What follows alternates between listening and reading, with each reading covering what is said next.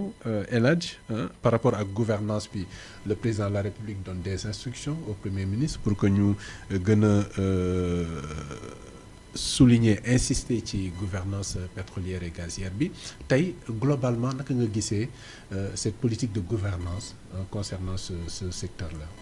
waaw donc jërëjëf vraiment ci question boobu donc boo xoolee gouvernance su pétrolière bi au Sénégal donc comme ni ko président de la République waxee donc soo xoolee Sénégal actuellement dañuy préparer lu ñuy wax naan validation parce que Sénégal boo xoolee chaque 3 ans au niveau de l'ITIE dañ koy valider donc je pense man am naa chance bokk ci première validation bu Sénégal depuis bi Sénégal duggee ci ITIE donc ba 2023 donc 2022 fekkee naa dernière validation bi nga xam ne moom la Sénégal def donc actuellement dañuy waajal beneen validation boo xam ne pratiquement bientôt donc l'administrateur indépendant sera là au Sénégal pour démarrer le processus maintenant nag c'est dans ce sens-là le gouvernement du Sénégal comme ni ñu ko yàgg defee ak yeneen validation yi l'État du Sénégal day mobiliser tous les ministres concernés pour que vraiment ñu jàppale donc l'institution ITIE pour que ñu mën a vraiment pour que vraiment donc bon ñu mën a motal li nga xam ne donc loolu la ñu war a jànkonteel ak ci validation boobu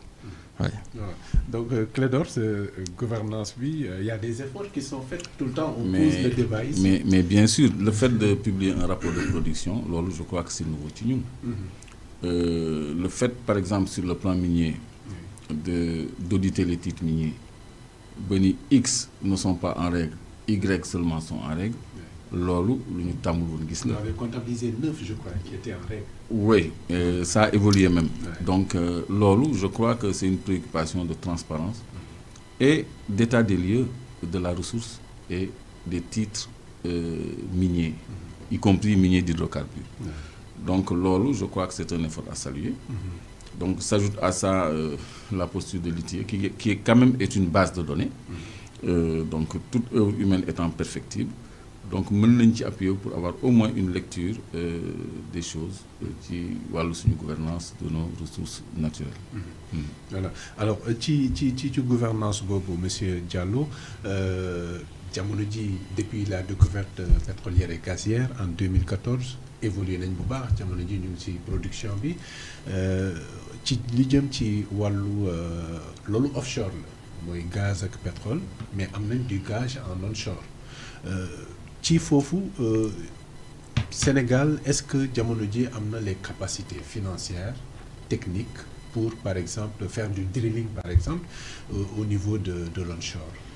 waaw donc balaa ma donc leeral question boobu donc juste pour yàggale tuuti rek ci question gouvernance bi pour dire que ne donc Sénégal du guléet Sénégal boo xoolee par rapport à la norme ITIE 7.1 dañu war di publier les données de production te données de production yi nañ jàpp ne dañ koy publier annuellement au niveau de l'ITIE ñu koy def seen rapport annuel di ko publier itam semestriellement à travers donc benn rapport donc bu ñuy wax rapport semestriel donc te ba pare itam également tamit entreprise itam dañ ko daan publier chaque mois di ko publier direction des hydrocarbures di ko publier Petrosen di ko publier ministère maintenant quant à nag l'accès au public loolu nag ITIE moo ko démocratiser raison pour laquelle donc l'ITIE en termes de gouvernance vraiment l'ITIE a permis au Sénégal de réduire ce qu'on appelle l'asymétrie informationnelle dans le secteur extractif que ça soit mine comme pétrole et gaz oui donc maintenant concernant laaj bi nga ma laaj ci wàllum onshore bi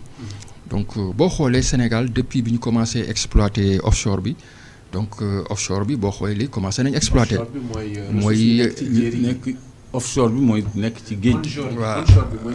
waaw offshore bi mooy pétrole pour résumer mooy GTA projet donc offshore bi mooy projet GTA bi nga xam ne gaz naturel la ñi ngi ko bokk ak Mauritanie ci frontière bi te mi ngi ci géej gi donc offshore boobu donc boo xoolee commencé nañ ko exploiter. ak tamit beneen offshore boo xam ne pétrole la boobu Sangomar la boobu tam commencé nañ ko exploiter maintenant nag li nga wax léegi parce que soo xoolee offshore dafa laaj xaalis bu bëri ak technicité bu bëri boo xam ne souvent pays africains yi amuñu ko parce que même boo xoolee sax ci ñaari projet yooyu sax mën nañ ci ñëwaat avant ñu ñëw ci onshore bi ñaari projet yooyu boo xoolee même boo xoolee état du Sénégal ni mu ci participer sax boo xoolee c'est difficilement parce que projet yooyu bu ñu la koy jox projet pétrolier comme onshore comme offshore bu ñu lay jox ci contrat de partage bi dañ naan la au départ dañ naan la l'état du Sénégal est porté à hauteur de 10% dans la phase de recherche seulement.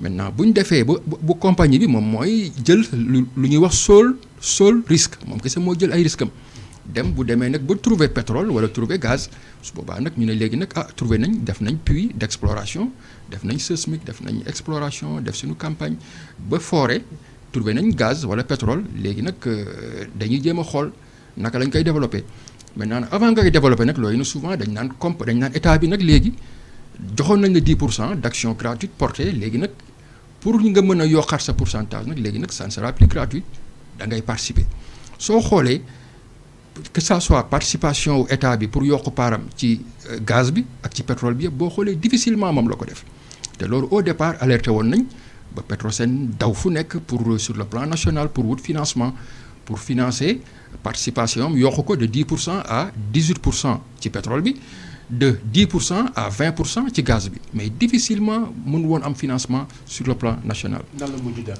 justement. mu dem sur le plan international tam même chose wut financement mënu ko am. finalement naka la Petrosen mujjee compagnie yi ñoom ñoo ko lebal. pour Petrosen mën a financer participation moo tax même boo xoolee loolu sax rapport ITIE wax na ko parce que rapport ITIE dafa bëggoon surtout que bor yooyu ñu def ko ci rapport bi carrément. bind ko wax les accords de crédit non pas cost oil là c'est les coûts mais ces accords de financement là parce que boo xoolee que ça soit norme ITIE même norme internationale de transparence sax dañ ne les accords adossés sur des ressources naturelles ça doit être public parce que les ressources naturelles sont des ressources vraiment appartenant parce que loolu loolu nekkul suñu constitution rek moom moo ko wax loolu boo xoolee c'est à travers une résolution des Nations Unies de 1962 ñoom ñoo njëkk a consacrer les ressources naturelles ne xam nga ne lii peuples yi ñoom ñoo ko moom donc c'est les peuples ñoom ñoo ko maintenant si la dëkk yu bëri adopté seen constitution par rapport à cette résolution là dont également tam donc si le par exemple Sénégal tam ñëwee moom tam à travers l'article 25.1 consacrer les ressources naturelles à travers une réforme je pense c'est de 2016 pour consacrer les ressources naturelles ne ça appartient au peuple maintenant soo xoolee comme li ma doon wax léegi rek difficilement lañ mujj gi entreprise yi ñoom ñoo leen lebal dans le projet GTA c'est Cosmos ak BP ñoom ñoo àndandoo lebal donc état du Sénégal pour mu mën a financer sa participation yokk ko à hauteur de 20%. Dans le projet Sangomar c'est Woodside qui est l'opérateur unique moom moo mujj lebal maintenant bor yooyu wax nañ juste termes yi ne lii lañ lebal temps la ak taux bi loolu wax nañ ko mais quant au contrat yi publié wuñ ko waaye. contrat yi publié wuñ ko est-ce que ça contribue d'ailleurs à la transparence. Bon ITIE en tout cas norme ITIE ak norme ITIE dañuy encourager ñu publier ko mais quand même loolu tamit. Qu'est-ce qui bloque actuellement. Bon loolu bon en tout cas ñun ba 2022 bi ñuy préparer suñu validation dañoo préconiser woon nous au niveau de l'ITIE que ñu publier contrat yooyu après par la suite si lañ ne en conseil d'administration ñu ne à défaut de publier au moins ñu wax les termes du contrat ñu wax ko ñun publiquement ñu wax ko donc termes yi wax taux bi wax année bi wax loolu donc li ma doon wax ni c'est juste pour préciser que ne donc participation état ci projet offshore du lu yomb non seulement sur le plan technique l'expertise n'est pas donnée à n'importe qui et sur le plan financier également l'argent bi ñu xam ne moom la ñu war a mobiliser c'est pas donné à n'importe quel état donc raison pour laquelle souvent ñu doon wax naan donc l'état du Sénégal par rapport ak vision bi mu jël nga xam ne avec une politique pétrolière beaucoup plus inclusive ce serait beaucoup plus facile avec l'onshore que l'offshore. Balaa ñuy ñëw ci onshore bi Clédor am na looy rebondir sur la réponse par rapport à l'offshore. waaw peut-être un commentaire ou un point de vue. Parce que c'est vrai que offshore dafa laaj une ingénierie sous-marine dafa laaj une logistique sous-marine SPSI système de production sous-marin donc. Exploration développement c'est beaucoup plus coûteux que onshore nga xam ni c'est des forages plus simples surtout quand on est dans le deep offshore par presque 3000 mètres de fond war a dem encore en profondeur au sous-sol marin ça demande beaucoup d'ingénierie mais ce n'est pas pour autant que ce soit hors de notre portée c'est pas facile certes mais l'Angola nous a prouvé que c'est possible parce que la Sonangol la société angolaise de pétrole s'est endetté pour l'acquisition de 2 plateformes de FPSO et un navire de drilling comme ñun li ñuy loué fii ay Black Rhino ay Black Hawk qui viennent faire le travail ici. Eux, ils les ont en Angola et ils sont concessionnaires sur tout leur bloc. Donc loolu mooy ambition mooy tendance yi nga xam ni pays africains yi nga xam ne dañu am ressources yoon boobu la ñu war a jël. C'est-à-dire aller même vers des contrats de service. Exemple, le bloc Yaakaar Teranga li ëpp li ñu am ci gaz fa la nekk. Et à y réfléchir de près, je me dis que les noms ne sont pas fortuits parce que mooy suñu yaakaar ci wàllu gaz. te moo ñuy jëmee ci prospérité donc ci teranga. Voilà. Donc parce que c'est énormément de gaz là-bas te bokkuñu ko kenn. Là-bas, qu'est-ce qui se passe là-bas? BP s'est retiré, on a distribué au prorata des actionnaires les parts de BP. Donc le Sénégal s'était retrouvé avec 35% des parts. Léegi ñu saam 32%. Sénégal rocc ci benn ci 35 am dolli ci muy 33%. Cosmos am 33%. Mais l'option monsieur Diallo actuellement c'est que Petrosen s'évertue à récupérer ces parts restantes-là réservées à un futur partenaire et à charge pour Petrosen de signer un contrat de service avec un major qui ferait le travail et qui se ferait intéresser. C'est vrai que xaalis bu bëri la mais pour jënd 20%, 30%, je ne comprends pas que ce soit hors de portée de Petrosen. Qui est parce que Petrosen détient la SAR à 84%. La SAR, c'est des résultats de 1000 milliards par an. Petrosen a des entrées. Petrosen, Sénélec, l'État du Sénégal. Par exemple, Fortesa, on a 30% là-bas, n'est-ce pas? Petrosen a 30% à Fortesa. Dans la concession. Mais pourquoi on ne peut pas avoir 30% à Sangomar? Même les 20% yi nga xam ne fa la ñu code bi yamale, on les a pas atteints, on a pris 18%. Donc, si on peut trouver des moyens pour financer ay infrastructures yoo xam ne c'est moins structurant pour le développement, war nañu mën a am moyen wu augmenter suñu ay parts dans des domaines stratégiques comme les hydrocarbures et l'énergie. Man loolu laa gëm. Parce que cimenterie, on dit Sénégalais amuñu moyen de cimenterie, c'est pour ça que les étrangers ont mis les cimenteries. Cimenterie, c'est 1500 milliards. 1500 milliards, 1000 milliards. Je donne toujours l'exemple de la reddition des comptes. Xool fonds yi ñu mobiliser rek ci li nga xam ne mooy reddition des comptes ci ay individus ay particuliers ak fortiori état boo xam ne dafa am signature ak garantie. Un état war na mën a am des financements à la hauteur de ses ambitions. Parce que am na garantie. Donc c'est trop facile, c'est une option un peu rétrograde de dire que ñun amuñu moyen. Non, on a la ressource. Parce que le major qui prend ton titre minier, mais l'or du Sénégal, c'est à Toronto, c'est à la bourse de Toronto que c'est coté. Da nga gis tubaab yi nii di approche Teranga Gold ASX. Donc nous, notre gaz, il est vendu où? En Malaisie. Notre pétrole, il est vendu à Shell. On aborde maintenant les marchés internationaux. Alors que nous, on est dans le besoin. Léegi, sur le plan des moyens, même en offshore shallow, parce que shallow, c'est à moins de 500 mètres. Pas au-delà de 500 mètres en tout cas. Mais on peut quand même faire des efforts. Parce que am na ay études yu ñu def monsieur Diallo Oranto Petroleum Rex Atlantique mais ça c'est des données qui appartiennent à Petrosen. Qu'est-ce qu'on en fait? Mën nañu engouffrer ci loolu. Maintenant c'est très pertinent que le onshore li nekk ci jéeri ji moo gën a nekk à notre portée. Et je crois que ci la ñu war a appuyer wu pour aller très rapidement vers la baisse du coût de l'énergie en fournissant du gaz, notre gaz offshore à Sénélec. Donc le champ de Gadiaga est un exemple, mais am na yeneen prospects yoo xam ne mën nañu ko mettre en évidence, mën nañu ko mettre en exploitation. Pour petit rappel historique, depuis 1978, vous savez que Tullow Oil avait commencé à exploiter le gaz de Sébikotane. Il y a des puits là-bas, DN14, DN13, etc., qui peuvent être revitalisés. Parce que nous, dañu dem ba dal ci gaz bi rek commencer à exploiter. Ils n'ont pas finalisé les études. Alors, il appartient à Petrosen de finaliser ces études, de reprendre les sismiques pour réévaluer le potentiel et aller vers des forages de production, d'évaluation et de production. Oui. Aller vers des forages d'évaluation et de production. Ces moyens sont à la portée de Petrosen, M. Diallo? waaw xam nga soo xoolee ak comme ni ma ko waxee sànq ci participation bi rek.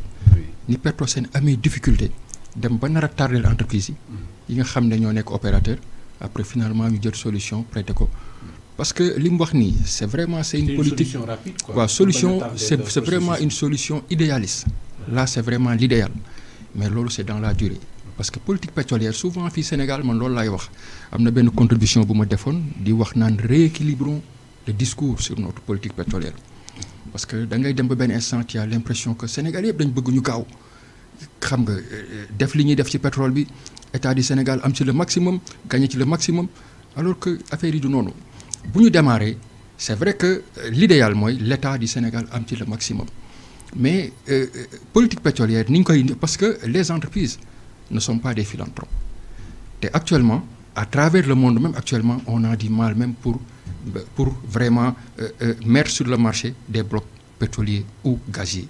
Le Sénégal, ça fait plus de 2 ans, nous avons lancé 12 blocs à mon preneur.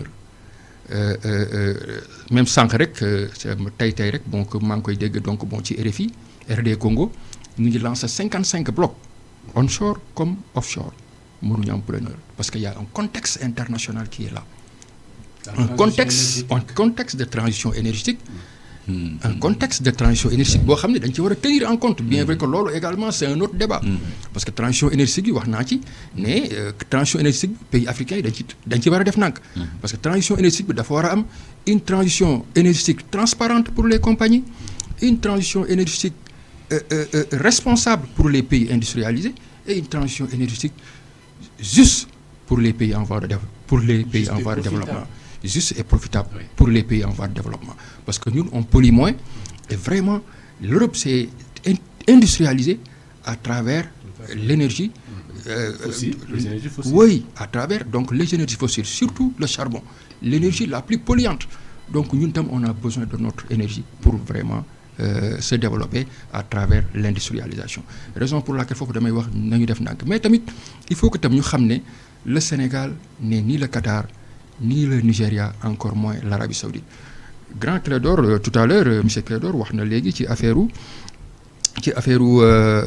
kii bi quoi Yaakaar Teranga joxe na proposition bu am solo mais c'est une proposition que je trouve idéaliste parce que loolu bu fekkoon Sénégal l'attrait de son domaine pétrolier tolloo na par exemple comme l'Iran parce que loolu mu wax noonu c'est comme les contrats de type buyback iranien nga xam ne ay genre contrat de service wala on est dans le gaz hein, le potentiel n'est pas le même que le pétrole. Non parce que soo xoolee non que ça soit potentiel pétrolier comme gazier Sénégal tolloogul niveau Qatar tolloogul niveau Arabie Saoudite sur le pétrole tolloogul niveau yooyu malheureusement nag Sénégal da nga ko yóbbu foo xam ne raison pour laquelle moo tax actuellement on a du mal à vendre nos blocs yi nga xam ne ça fait 2 ans yi ñu ngi koy lancé mais mënuñu trouver preneur parce que le Sénégal veut aller au-delà de l'attrait de son domaine pétrolier loolu tam il faut que ñu def ci ndànk waaw loolu moom il faut que ñu def ci ndànk. mais monsieur Diallo le bloc de Udo Ultra Deep Offshore bi ñu joxoon total 65 000 km².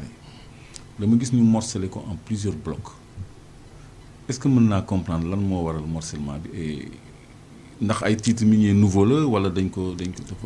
donc xam nga loolu soo xoolee loolu peut-être géologue yi ñoo la ci mën a wax dara total daal xamoon naa ne total amoon na ñaari permis waaw benn permis mu def ci seismique Total a financé beaucoup d'argent te projet boobu je pense amoon na coow lu bëri ñëpp naan Total fi mu nekk ba pare boo xoolee permis boobu Total def na seismique donc 3D bu cher Total boo xoolee permis boobu lim ci dépensé rek ci recherche yi mu doon def rek pratiquement boo xoolee état du Sénégal enquête na si boo xoolee rapport ITIE je pense 2018 ou 2019 Total presque participé na sur le budget de l'État à hauteur de 8 milliards si koo xam ne exploité wuloo da nga doon explorer rek nga fay ay taxes yoo xam ne dafa dugg ci gafaga état bi à hauteur de 8 milliards parce que Total ci exploration boobu dafa jëloon engagement comme Sénégal dafa découvrir le pétrole ne day financer l'INPG, l'Institut national du pétrole et du gaz. loolu c'est en droite ligne. xam nga donc financer ko. yaa ngi laal fu neex. waaw donc financer ko. les 2 fois